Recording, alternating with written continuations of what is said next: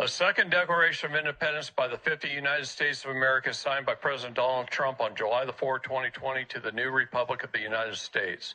First transcribed, well, I'm not going to read all that. Trusting our cause is just, and having prayed for the fortitude of brave spiritual wickedness in high places, we citizens of America make this announcement to the shareholders of the U.S. corporation, including the City of London, the British Crown, and the Vatican, and their operatives in the media, government, and society. A second Declaration of Independence by the 50 United States of America, with the utmost respect and admiration for the founders of America and the framers of the original Declaration of Independence, the American people humbly emulate their thoughtful, measured response to certain perpetual and ascending tyranny and despotism. We too believe it is a moral obligation of those privileged with knowledge and opportunity to work on behalf of the people, that the people are served best when their benefactors choose unity over division, nationalism over globalism, sovereignty over submission, and liberty over oppression. That all human beings are equal in their innate value, that America was founded under God, and that our God-given rights may not be revoked, suspended, negated, or abridged without due process. What distinguishes the Second Declaration of Independence from its progenitor is the subject from which we seek independence. Regrettably, to our great misfortune, shame, and dismay, and despite the recurrent warnings and accorded safeguards, a cabal of foreign investors and privateers have managed to gain possession of our land, our wealth, our labor, our well-being, our future, and even our children. Although history has become muddied with varied interpretations of cardinal events, including the surreptitious adoption of a second corporate constitution and uncertain ratification of several amendments destructive to the people, it matters only that one or more alien groups lay claim to America and its assets. Rather than speculate on motives and weigh unprofitably to biased accounts, unverifiable information, and plenitous theories and opinions, we engage a perfect solution wherein we exact independence from all claimants, past and present, proclaimed, identified, or veiled. As such, the usurpers named in this declaration are representative and not specific or exhaustive, regardless of supposed ancestry, preceded instrument, or process. Although simply enumerating transgressions and usurpations would suffice to justify the insularity, recounting significant events reveals important facts that are missing from history. These forgotten facts add insight, perspective, and clarity, illuminating our best way forward. Number one, the inevitable Civil War destroyed America's economy, ripped families apart, and cast a questionable shadow on the future of a once promising nation. America was in trouble financially and needed a massive infusion of capital to get back on its feet. A cabal of nation-building venture capitalists from Europe agreed to finance America's recovery, but demanded an active role in government to ensure their investment. In its 1871, mired in debt, Congress worked out a partnership in exchange for boundless financial support. The foreign investors handle America's administrative needs. Got that last sentence, right? Although initially it seemed to be innocuous concession, the consequences of allowing the nation-building venture capitalists to conduct America's business beyond the protections of the U.S. Constitution have proved catastrophic. The investors quickly embedded operations throughout the foreign-owned corporate government and Washington, D.C., and began serving the interests of America's financiers over the people. In 1871, America effectively lost its independence, and the nation-building venture capitalists became our new masters. By the early 1900s, the foreign investors that bankrolled America controlled the major newspapers and news services, enabling them to shape what is reported and how it is to be framed. They had to cover their tracks before being exposed and repudiated by the people. The nation-building venture capitalists worked to soften America's imperturbable, elevated system of government. The founders had formed a constitutional republic instead of a democracy, specifically to prevent citizens in the majority from opposing those in the minority.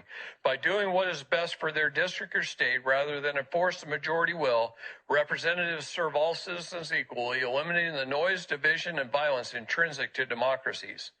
Being in control of the narrative, the foreign investors ingeniously promoted the fallacy that America is a democracy, trusting that deception would lead to unrest and chaos that would make America vulnerable, creating additional opportunities for infiltration and manipulation. In 1913, the foreign investors established the Anti-Defamation League to slander anyone who exposed them and their infiltration into American politics.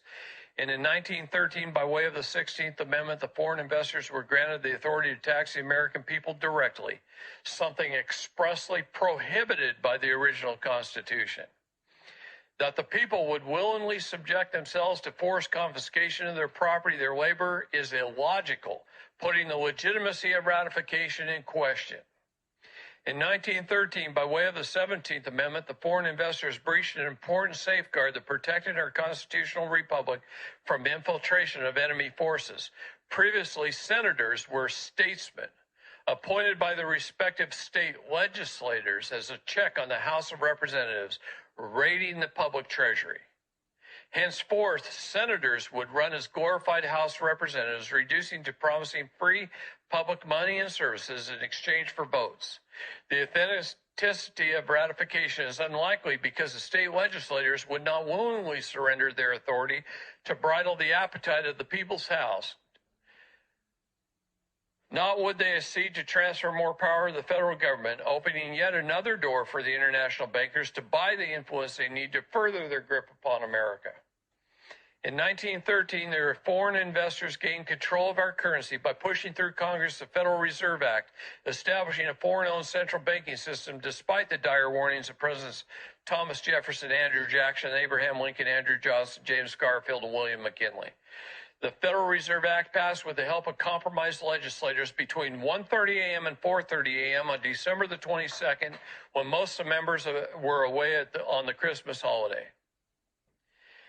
In 1920, Congress, by the way of Independent Treasury Act, turned over the U.S. Treasury Department and its assets, or gold nor silver, to the Federal Reserve, the central banking system owned by the foreign investors, established in 1913. In 1921, the Council on Foreign Relations was formed under the cover of advancing America's interests in the world. In fact, the CFR is sponsored by the City of London and serves to advance the interests of the foreign-owned Federal Reserve by direction of the President, Congress, and the narrative through operatives in their news and information networks. In 1925, the owners of the Federal Reserve formed the United States Corporation, and just 5 out of the 100 shares issued were identified, with the balance of the shareholders of the U.S. corporation remaining anonymous. Yet the money hail leads to the City of London, the British Crown, and the Vatican. The tax dollars we send to the Internal Revenue Service go to the International Monetary Fund, the World Bank, which are under their control, and not to the United States government. The official formation of U.S. Corp set the stage for the transformation of America from the constitutional republic of the people to a corporation owned by foreign interests and their families. Over the next few years, the individual states were registered as corporations as well, making them franchises of the U.S. corporation. Representatives and senators neither represent nor work for the American people. Rather, they are managers of the U.S. corporation, and as such, they are obligated first to serve its best interests. The president is not just the President of America, he is the CEO of the U.S. corporation. The abbreviated term United States was purposely used to represent both America and the U.S. corporation, to blur the distinction between them. Similarly, the original U.S. Constitution was quietly supplanted by an impostor, a corporate all-capital letter Constitution that bears a similar name and appearance, again to confuse and deceive the American people.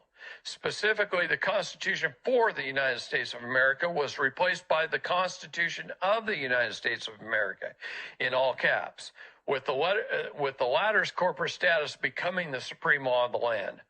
In 1933, the U.S. federal government declared bankruptcy, and President Roosevelt, as acting CEO, signed over to the U.S. corporation all of America and its assets, including the people and our labor. The bankruptcy of 1933 that was arguably unnecessary and ceremonial in nature and contrived and orchestrated without the consent of the people completed the heist and the transfer of America and its assets to the same foreign interests who own the U.S. corporation.